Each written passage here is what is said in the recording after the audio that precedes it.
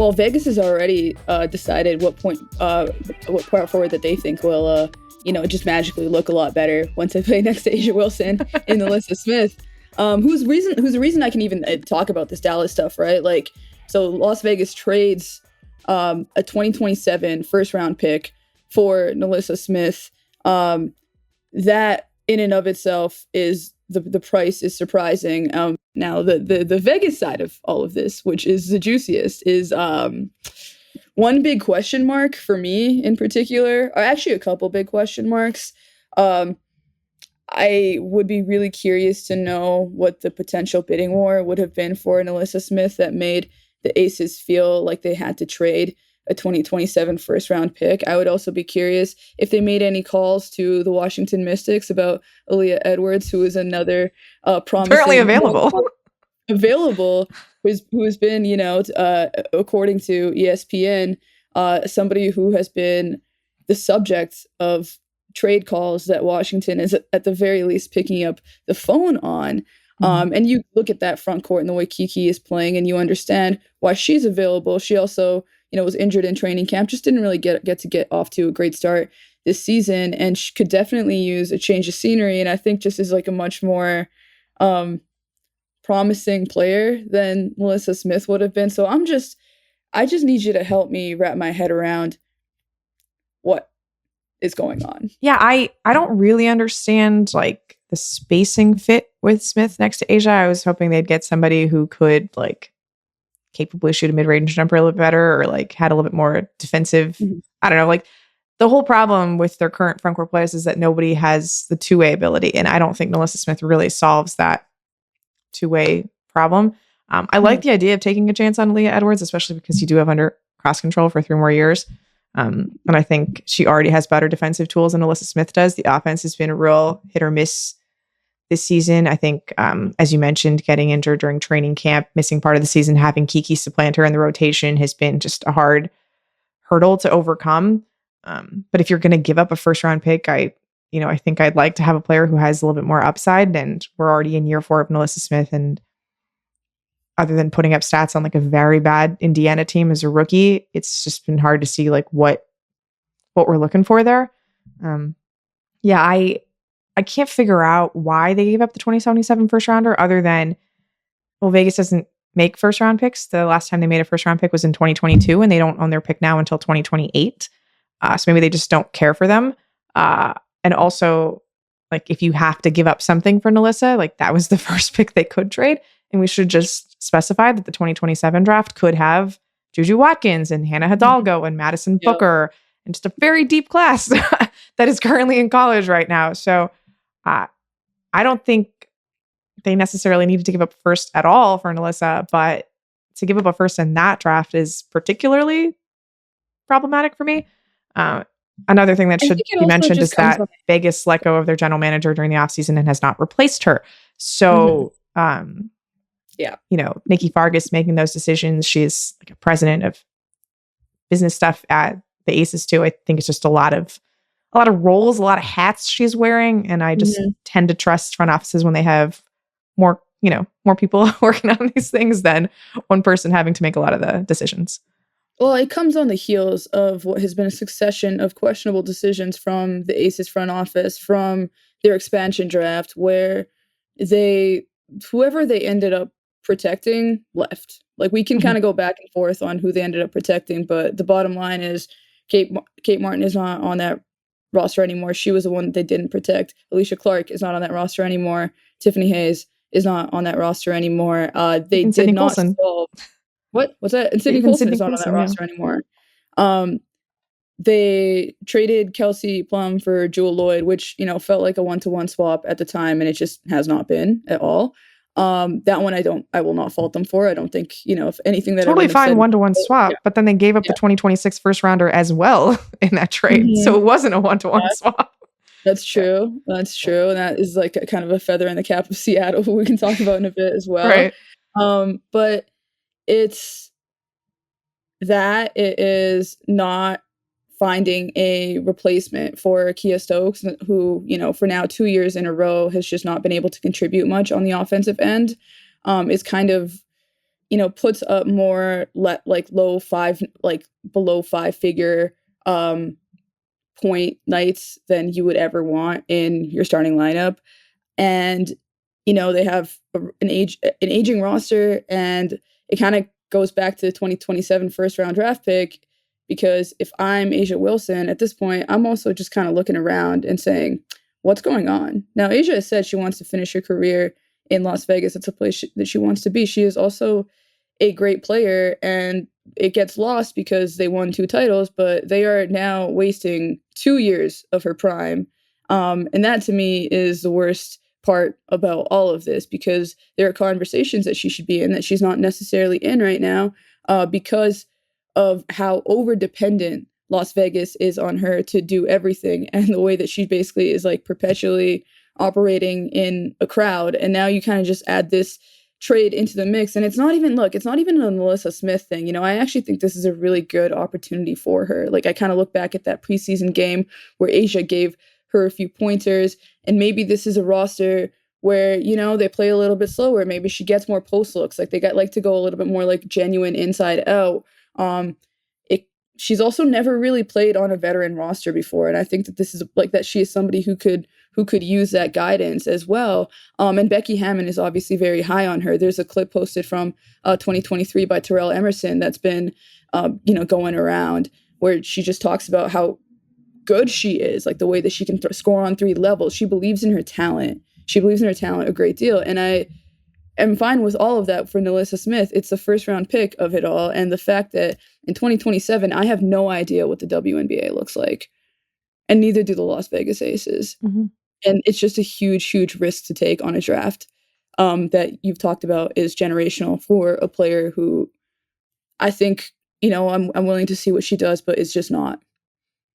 Yeah, I think, they're kind of boxed themselves into a corner, right? Like, they're looking at, everyone in the WNBA, veterans are basically going to become free agents this offseason. So you've got exactly one go around guaranteed with Jackie, A'ja, Chelsea, and Jewel. And maybe you just think that those stars are getting a little wary of what's going on, and you have to make one last push, and you think like, well, how many more years does Chelsea Gray really have to be a top 2 point guard in the league? Or, we can't waste this much of A'ja Wilson's prime. And so, 2027 is a great asset, but also it's an asset, and it's not something we can do, not a player we can bring in the next 2 years to help our core 4 succeed. Yeah. So I understand it from that perspective. I'm just not sure that NaLyssa Smith was the player I would have targeted in that perspective. When that's kind of a trump card. If you're actually willing to use a pick like that, you should go out and make every possible call that you can to get somebody who is like, if not an all-star, then on that level, right? Now, then again, maybe, A'ja was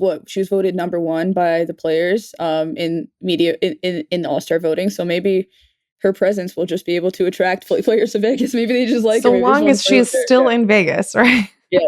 Yes, that's kind of all. That's where it all starts. I do imagine that she would probably try to attract people to Vegas before she thought of leaving herself, just because of things that we've heard her say in the past, and she is, a top 2, top 3 player in the WNBA. So I think it kind of puts you in a position to be like, hey, we're a team that has the facilities. We're a team that has the resources. We're a team that does not care about CBA violations 2 years in a row, and we'll just give you $100,000. They haven't been fined this year, I'll tell you that. So we'll see. It's just something to watch. I do want to I genuinely kind of look forward to seeing what Liz can do on this team. I just think it's a different look for her, but I hate this trade so much. At least the one thing I'll say is you make it at a time when you have 3 days of practice before you have to play again, right? It is a good point. I'm just saying, there's never a good time mid-season to fully get a player on board, but at least it's this little break where you have a couple days where you can run some stuff, because of this little Commissioner's Cup gap. I don't know.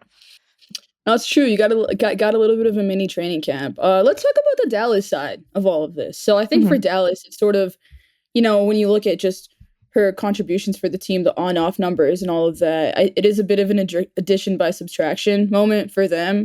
Then, the second that they bring in Lee Uero, you're kind of thinking, okay, that this might kind of be the end for NaLyssa Thomas in this rotation. Now you got Gazel Soder, McCowan coming back from Eurobasket. Right, McCowan coming back, yeah.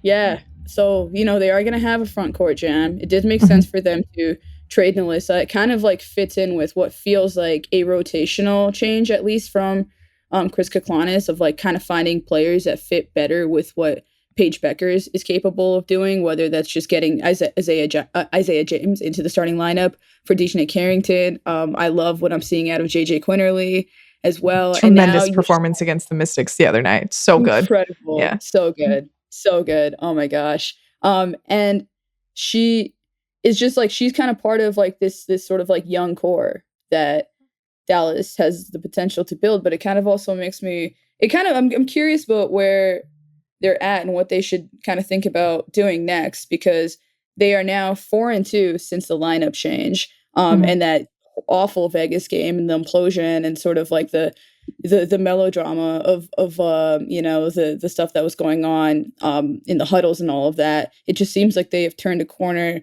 on the court, off the court, whatever it might be, and they just seem like a much more steady team now. And Paige Beckers has been awesome as well. Like, she's been really consistent since coming back from her concussion. She is an all-star starter, as you know, and is like, I guess I'm just kind of at this place where I'm like, okay, well, how long do you want to rebuild with Paige in tow? Like, you just got this pick. You can definitely, you could start seeing if Arike is next. Like, as much as they have sort of like made some strides, it's like painfully clear sometimes how much Arike does not fit with the context of what they're trying to do. I think that Fever game in particular, you could just feel that maybe DiJonai Carrington, who they drew, they kind of used lists to draw DiJonai Carrington in. Right. Like, Kurt Miller admitted as much, and now they've traded lists, and Carrington has been benched and she is currently hurt. She could on paper fit into the context of what this Dallas team is trying to do, is somebody who is a great off-ball player, a great cutter, a great defender, who's very disruptive,